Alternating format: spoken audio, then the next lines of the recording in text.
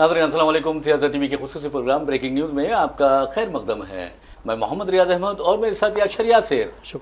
बहरहाल breaking news लिए आपके सामने हाजिर हुए हैं और आप अच्छी तरह जानते हैं कि आज आलमी सतह पर तालिबान की क्या अहमियत है और अमेरिका के सदर डोनाल्ड ट्रंप किस तरह की बातें कर रहे हैं। उनके बारे में यही कहा जाता है कि अजीब व गरीब बातें करते हैं, लेकिन हम पहली खबर आपको सुनाएंगे तालिबान से मुतालिक। और तालिबान हुकूमत ने जिस अंदाज में अफगानिस्तान पर कंट्रोल हासिल किया और अमेरिका ने तालिबान की हुकूमत को बर्खास्त करने की कोशिश की, उसे दबाने की, उसे हर तमाम हुकूक से महरूम करने की कोशिश की, उसके बावजूद तालिबान ने अमेरिका को जलील और रुस्वा करके छोड़ा। तो बहरहाल आपको बता दें कि हैदराबाद में एक शेर जो है वो मुख्तलिफ तारीखी इमारतों पर लिखा हुआ होता था और वो भी रूसी कब्जे के दौरान, और रूस ने जिस तरह वहां पर बाजी आ रही थी उसके बारे में कहा जाता था कि रूस ने बाजी हारी है तो अमेरिका की बारी है। तो बहरहाल अब ऐसा लगता है कि अमेरिका की बारी आ गई है और उस बारी का आगाज डोनाल्ड ट्रंप कर रहे हैं अपने अजीब गरीब फैसलों के जरिए। तो बहरहाल नाज़रीन, रूस तालिबान का सबसे बड़ा दुश्मन हुआ करता था, लेकिन अब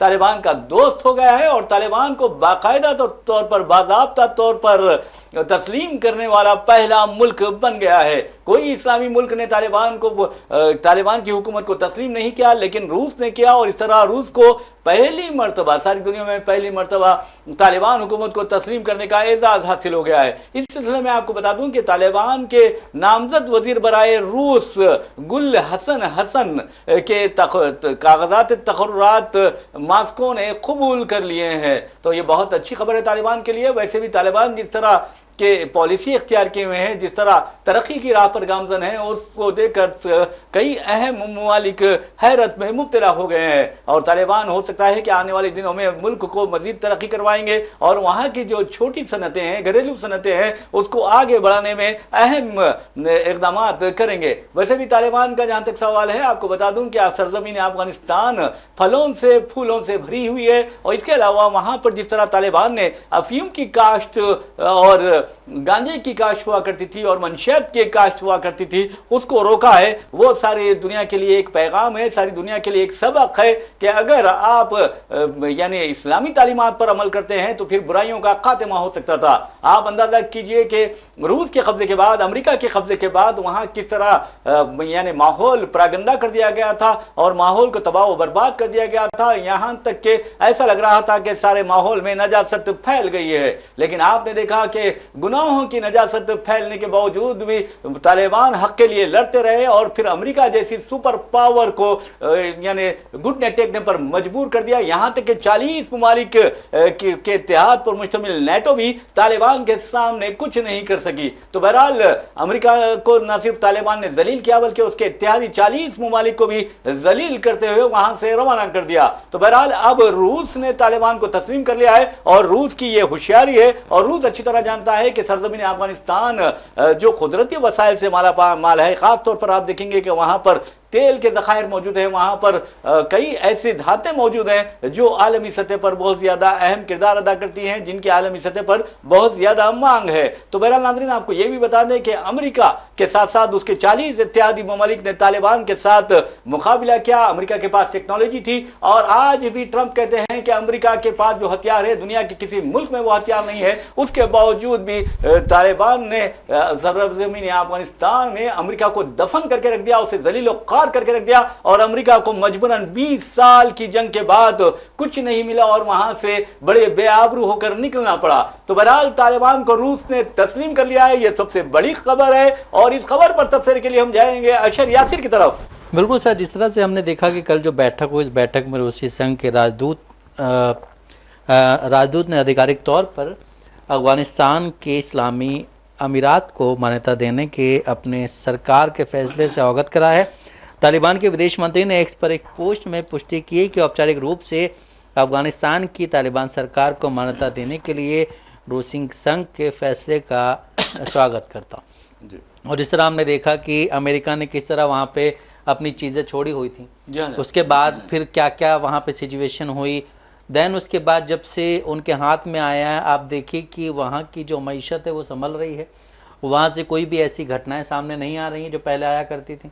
बहुत सारी चीज़ें चेंज हुई और जिस तरह से आपने अभी बोला कि रूस जो है वो भी किसी मतलब से ही उसका साथ दिया होगा, तो बिना मतलब के कुछ नहीं होता। जिस तरह से हम बात करते रिपोर्ट के मुताबिक रूसी राष्ट्रपति व्लादिमीर पुतिन ने तालिबान को आतंकवाद से लड़ने में सहयोगी बताया। रूस ने कहा है कि उसने अफगानिस्तान के नए राजदूत के परिचय पत्र स्वीकार कर लिए हैं।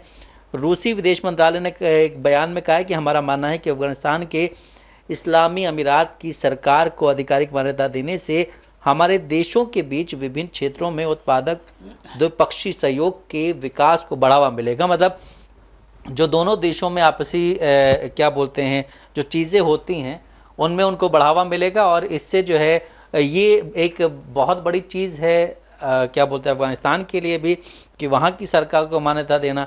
एक तरफ आप ये देखिए कि ट्रंप उल्टा सीधे बयान देते रहते हैं और उसके बाद फिर एक तरफ पुतिन जो हैं वो उसको मान्यता देते हैं, तो ये वाकई एक बहुत ही बड़ा फैसला क्या बोलते हैं वहाँ के लिए अफगानिस्तान के। सही कहा है। बहरहाल नाज़रीन आपको बता दूं कि जहाँ तक अफगानिस्तान का सवाल है, अफगानिस्तान में जैसा कि मैंने आपको बताया कि तालिबान से मुकाबले के लिए अमेरिका कूद पड़ा था, अमेरिका ने कब्जा किया और अमेरिका को इस बात की उम्मीद थी कि वो बआसानी वहाँ के कुदरती वसाइल पर कब्जा कर लेगा, लेकिन वो तालिबान थे, वो अफगान थे। जिस तरह तालिबान से पहले अहमद शाह मसूद और अफगान मुजाहिदीन ने रूसी यानी वादी पंजशीर हो या फिर तोरापोरा के पहाड़ हो या पहाड़ी इलाके हो, वहाँ पर जिस तरह यानी तो रूस का कब्रिस्तान बना दिया था, उसी तरह अमेरिका का भी कब्रिस्तान तैयार हो गया था। और आपने देखा कि कितने ताबूत अमेरिकी फौजियों की लाशें लिए अमेरिका रवाना हुए थे और उसके बाद अमेरिका जो अपने आप को सुपर पावर कहता था उसका गुरूर खाक में मिला दिया गया, चिकना चूर कर दिया गया और फिर वो बड़ी जिल्लत के साथ बड़ी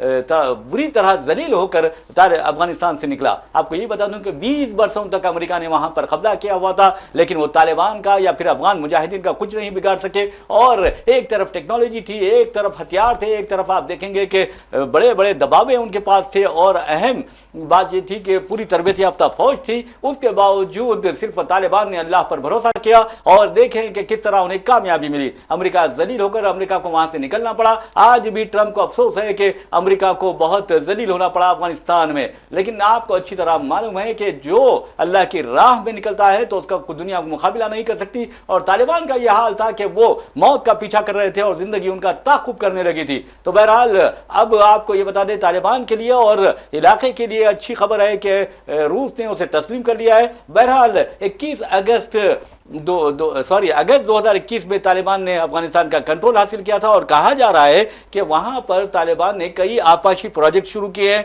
इसके अलावा छोटी सनतों को फरोग दिया है और जो वहां पर मुकामी सनत कहलाती है, यानी आप देखेंगे जो बेडशीट्स है, दूसरे कालीनों की सनत है, उसे फरोग दिया है और आलमी सतह पर अपने आप को मनवाने की पूरी कामयाब कोशिश की है। यह खबर रही तालिबान की। लेकिन नाज़रीन हम आपको ले चलते हैं अमेरिका के बारे में। आपको बता दें कि डोनाल्ड ट्रंप ऐसा लगता है कि ख्वाबों की दुनिया में रहते हैं, सपने बहुत देखते हैं और जैसा कि कहा जाता है कि बिल्ली के ख्वाब में छिछड़े ही छिछड़े। तो बहरहाल डोनाल्ड ट्रंप ने ऐलान कर दिया है कि उन्हें उम्मीद है कि इस मर्तबा उन्हें अमन का नोबेल इनाम दिया जाएगा। इस सिलसिले में उन्होंने कहा कि हमने 5 जंगें रुकाई है, हिंदुस्तान और पाकिस्तान के दरमियान जो जौहरी जंग होने वाली थी उसे रुकवाया और उन दोनों मुल्कों के दरमियान उन्हें डरा धमका कर यानी जंगबंदी करवाई। यह हमारी सबसे बड़ी कामयाबी है। इसी तरह रवांडा और कांगो के दरमियान जो 30 वर्षों से जंग जारी थी जिसमें 60 लाख लोग अपनी जिंदगियों से महरूम हो गए थे, वो भी जंग हमने रुकाई है। इसी तरह उन्होंने कहा कि कोसोवो और सर्बिया की जंग को भी हमने रोका है। रूस और यूक्रेन में जो तबाही जारी थी उसको भी रोकने में हमने कामयाबी हासिल की है। इस तरह की बात उन्होंने की है। लेकिन वो कहते हैं कि इन तमाम के बावजूद मुझे उम्मीद तो है कि मुझे अमन का नोबेल इनाम दिया जाए, यानी तवक्को रखता हूं, मेरी ख्वाहिश है, लेकिन ये मुझे नहीं दिया जाएगा। किसी ऐसे प्रोफेसर को ये इनाम दे दिया जाएगा जिसे आप जानते भी नहीं। तो बहरहाल नाज़रीन आपको बता दूं कि डोनाल्ड ट्रंप को जरूर नोबेल इनाम दिया जाना चाहिए, दुनिया का सबसे बड़ा एजाज भी दिया जाना चाहिए, क्योंकि उन्होंने जिस तरह इसराइल ने फलस्तीनियों के कत्लेआम किया, उनकी नस्ल खुशी की, उनकी नस्ली तथहीर की, बच्चों को निशाना बनाया, कम से कम 18 से लेकर 25,000 बच्चों को शहीद किया, खवातीन को उनकी जिंदगियों से महरूम कर दिया और गजा को कब्रिस्तान में तब्दील कर दिया। उसके लिए डोनाल्ड ट्रंप को कोई ना कोई इनाम दिया जाना चाहिए। मैं समझता हूं कि अगर पैमाना हो तो तबाही और बर्बादी के लिए इनाम दिया जाना चाहिए डोनाल्ड ट्रंप को, क्योंकि उन्हें इसराइल का पूरी तरह साथ दिया है और कब्रिस्तान में गजा को तब्दील कर दिया है। उनके जो नापाक अज़ाइम है अब भी उसका सिलसिला जारी है। आप क्या कहते हैं? देखिए, अभी एक प्रेस कॉन्फ्रेंस में ट्रम्प ने ये बात एक बार फिर कही है कि वो गाज़ा के लोगों की सुरक्षा चाहते हैं। क्या चाहते हैं? और साथ ही उन्होंने ये भी कहा है कि ट्रम्प ने आगे कहा है कि वो गाज़ा के लोग जो है वो नरक से गुजर रहे हैं, मतलब जहन्नुम की जो एक वो बताई जाती है उससे गुजर रहे हैं, क्योंकि इजराइल वहाँ पे हमले कर रहा है। तो हम ये चाहते हैं कि 60 दिन वाला जो सीज़ फायर का प्रस्ताव है वो हमास को मानना चाहिए, लेकिन हमास की जो क्या बोलते शर्तें हैं वो मानी नहीं जा रही हैं।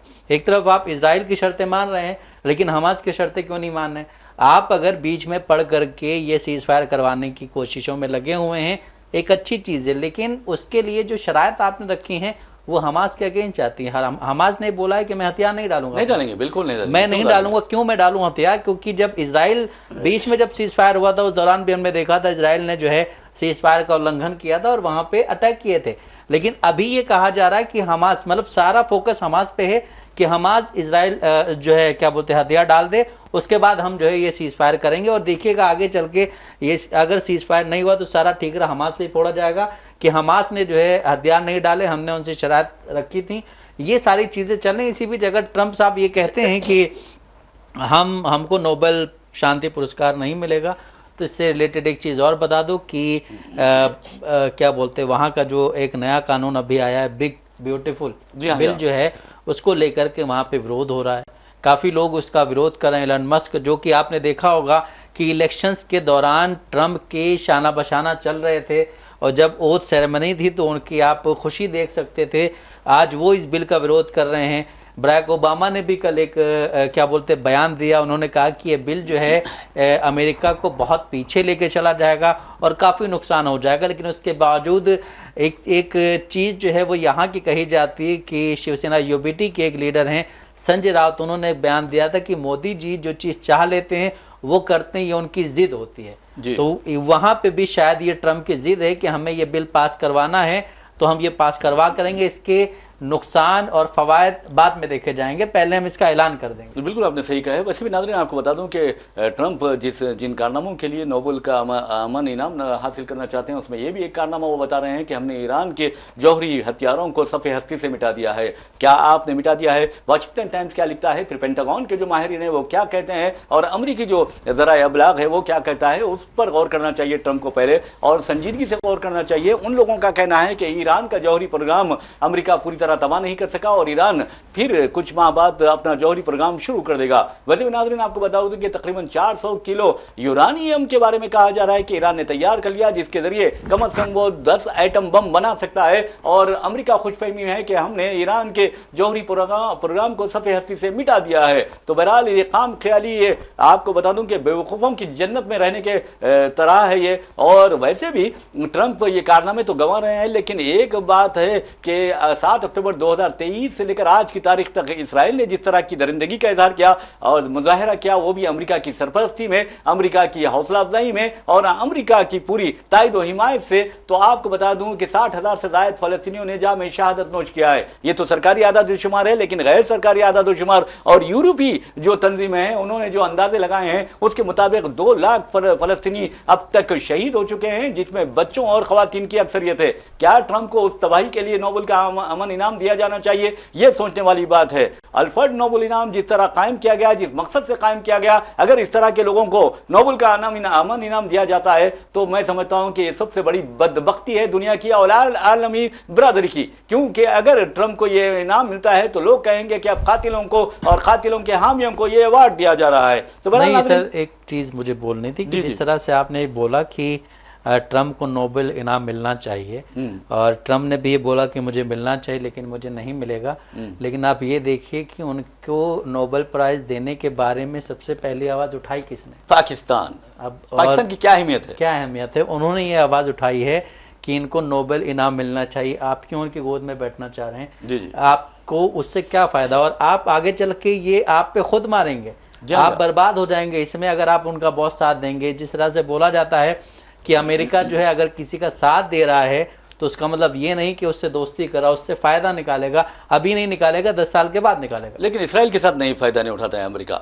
अमेरिका की जो दोस्ती इसराइल के साथ है वो पुरखुलूस दोस्ती है। देखिए वहाँ पे मामलात जो हैं वो क्या बोलते हैं, यहूदियों वाले हैं। अब देखिए ना, 4 ममालिक से, अरब ममालिक से उन्होंने 4 खरब डॉलर, 3 अरब ममालिक से 4 खरब डॉलर की सरमायाकारी हासिल की। किसके डर से हासिल की?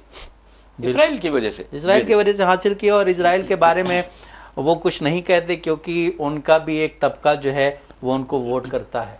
और ये सारी जो चीज़ें चल रही हैं, अभी हम अगर हिंदुस्तान में देखते हैं अपने, तो अभी एक खबर सामने आई थी कि कोलकाता के LLB की एक स्टूडेंट्स के साथ क्या बोले दरिंदगी की गई थी। अभी हमने खबर पढ़ी कि उत्तर प्रदेश में गाजियाबाद एक जगह है, वहाँ पे एक LLB की छात्रा के साथ दरिंदगी की गई है।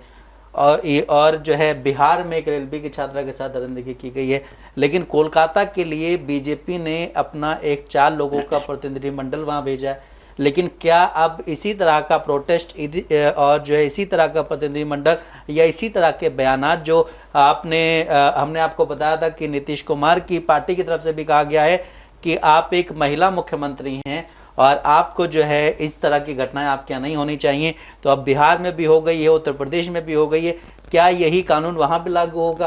क्या यही बयानात वहाँ पे भी दिए जाएंगे? तो ये जब पॉलिटिक्स हर चीज़ में अगर इन्वॉल्व हो जाती है तो फिर उसमें आप किसी को भी सही किसी को भी गलत नहीं बोल सकते। आपने बिल्कुल सही कहा है। वैसे भी बीजेपी की एक आदत है कि अपने को आप और दूसरों को तू कहती है, और जहाँ पर अपोजिशन इख्तिदार में होती है उसे बदनाम करने की कोशिश करती है। आप जैसा कि आपने हवाला दिया है, उत्तर प्रदेश का हवाला दिया है, बिहार का हवाला दिया है, वहाँ पर किसकी हुकूमत है? उत्तर प्रदेश में तो योगी की हुकूमत है, वहाँ पर हर रोज़ रेप के वाक़यात पेश आते हैं। उसी तरह अगर आप देखें बिहार में, जहाँ पर नीतीश कुमार और बीजेपी की इत्तेहादी हुकूमत है, वो भी इस तरह की जो वाक़यात पेश आते हैं उस पर पर्दा डालने की कोशिश करती है। तो बहरहाल अपोजिशन का ये फर्ज बनता है कि वो इस तरह के वाक़यात को उठाए और बीजेपी को आईना दिखाए कि तुम भी ठीक नहीं हो, तुम्हारे पास भी लॉ एंड ऑर्डर की कोई अहमियत नहीं है। हद तो ये है कि आप देखेंगे कि उत्तर प्रदेश में जिस तरह मुसलमानों को दबाया जा रहा है, इसमें कोई दो राय नहीं है। यानी कौमी मीडिया भी इस पर आवाज़ उठा रहा है। ये अलग बात है कि तलबे चाटू जो मीडिया है उसका किरदार बहुत ही ख़तरनाक है। बहरहाल नाज़रीन, जैसा कि आप बीजेपी की हम बात कर रहे हैं, तो अब बीजेपी के सदर को लेकर बहुत ज़्यादा चेमगोइयाँ हो रही है, क़यासाराइयाँ की जा रही है, और ये कहा जा रहा है कि बीजेपी अब एक ऐसा यानी फार्मूला अपनाएगी या ऐसा पत्ता फेंकेगी जिससे अपोजिशन को नुकसान होगा। बीजेपी का के अंदरूनी ज़राए यानी दाखिली ज़राए का कहना है कि बीजेपी इस मरतबा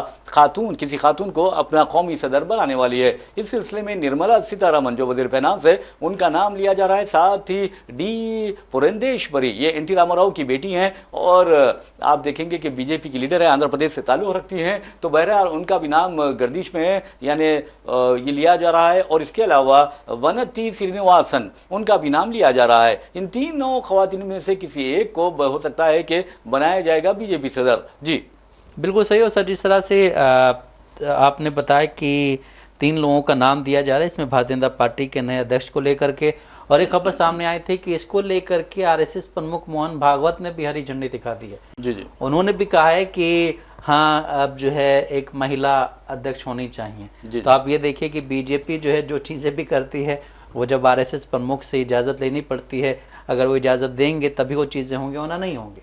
जो खबरें आ रही हैं वो यही हैं। और दूसरी तरफ ये कि निर्मला सीतारमण जो है वो मौजूदा वित्त मंत्री हैं, और जो आपने बात की क्या बोलते हैं वनाथी, वो जो है तमिलनाडु के कोयम्बटूर दक्षिण सीट से क्या बोलते हैं MLA हैं और भारतीय जनता पार्टी की महिला मोर्चा की अध्यक्ष भी रह चुकी हैं। और जो तीसरी हैं वो पुंदेश्वरी, आंध्र प्रदेश भारतीय जनता पार्टी की अध्यक्ष रह चुकी हैं और काफ़ी अनुभवी नेता मानी जाती हैं। इनमें यह भी कहा जा रहा है कि अब इन तीनों में से किसी एक को बनाया जाएगा, और उसमें सबसे ज़्यादा चांसेस निर्मला सीतारमण के या फिर जो आंध्र प्रदेश की हैं पुरंदेश्वरी, उनके हैं। क्योंकि पुरंदेश्वरी जो हैं अभी जो एक क्या बोलते हैं प्रतिनिधिमंडल जो हमने ऑपरेशन सिंदूर हुआ था हमारे यहाँ से, उसमें भी गई थी वो, इसलिए उनकी जो है ज़्यादा वो हो रही, क्योंकि वो आंध्र प्रदेश में अभी अध्यक्ष भी थी और जब वहाँ पे इलेक्शंस हुए तो उसके बाद क्या सिचुएशन थी वहाँ पे ये सब जान सकते हैं। लेकिन वहीं वित्त मंत्री निर्मला सीतारमण जो हैं वो 2 दिन पहले की, अभी जो खबर आ रही वो ये है कि 2 दिन पहले वो गई थी और JP नड्डा से उनकी मुलाकात हुई थी। वहाँ पे क्या बोलते हैं महासचिव जो थे BL संतोष, वो भी मौजूद थे। तो एक तरफ से ये भी देखा जा रहा है कि अभी सिर्फ देख करके ऑब्जर्वेशन चल रही है कि कौन अध्यक्ष बनाया जाएगा। हालांकि अभी जिस तरह से हमने देखा कि बीजेपी ने बहुत सारे स्टेट्स के अपने अध्यक्ष बनाए हैं, और ये एक न्यूज़ आई थी सामने कि स्टेट्स के जब अध्यक्ष बन जाएंगे उसके बाद ही राष्ट्रीय अध्यक्ष का चुनाव होगा। तो अब स्टेट्स के अध्यक्ष बन चुके हैं। राष्ट्रीय अध्यक्ष के लिए अब 3 महिलाओं का नाम आगे आया है। अब इन 3 महिलाओं में कौन बनेगा, क्योंकि आप देखिए कि तमिलनाडु में बीजेपी अगर इनको अध्यक्ष बना देती है, और हो सकता बना दे, रीज़न ये कि तमिलनाडु में अब इलेक्शंस भी होने वाले हैं, तो हो सकता है कुछ टाइम के लिए इनको बना करके फिर इस तरह से चेंज कर दिया जाए। लेकिन आप देखें आंध्र प्रदेश को बहुत ज़्यादा इम्कान दिखाई दे रहे हैं पुरंदेश्वरी के, इसलिए कि दिखाई दे रहे हैं कि आंध्र प्रदेश में चंद्रबाबू नायडू और पवन कल्याण की पार्टी से बीजेपी का इत्तेहाद है। बीजेपी वहाँ ताकतवर नहीं है, उसके बावजूद भी बीजेपी ये चाहती है कि जुनूब में आंध्र प्रदेश के एक खातून को सदर बनाकर जुनूब में कुछ उसका फ़ायदा हासिल कर सके। तो बहरहाल ये खबरें आ रही हैं, अब देखना है कि कौन सी खातून सदर बीजेपी बनती है। लेकिन नाज़रीन, जहाँ तक अमेरिका का सवाल है, वहाँ पर एक बिल पास हुआ है, बिग ब्यूटीफुल बिल, और इस पर आप लोग को बता दूँ कि एलन मस्क बहुत ज़्यादा नाराज़ हैं और दूसरे जो अपोजिशन है वो भी नाराज़ है। और ये बिल जो सेनेट में पेश किया गया था 50 और 51 यानी सिर्फ एक वोट से ये बिल को कामयाबी हासिल हुई है रिपब्लिकन के। हालांकि रिपब्लिकन के 3 अरकान जो थे सेनेट ने, उन्होंने इस बिल की मुखालिफत की थी। अब ये जो बिल थी ऐवान नुमाइंदगान में, उसमें भी मंजूर हो गया है और सिर्फ 4 वोटों की अक्सरियत से मंजूर हुआ है। और 4 जुलाई को जबकि अमेरिका का यौम आज़ादी मनाया जाता है, उस वक्त ट्रंप उस पर दस्तखत करने वाले हैं। तो बहरहाल इस तरह की खबरें हम आपके सामने लिए हाजिर हुए हैं और ब्रेकिंग न्यूज़ में इसी तरह की खबरें लिए हाजिर होते रहेंगे। इसी के साथ अपने मेज़बान मोहम्मद रियाज अहमद और मेरे साथी अशर यासिर को इजाज़त दीजिए। इंशाल्लाह फिर मुलाकात होगी, फिर बात होगी। तब तक के लिए अल्लाह हाफ़िज़।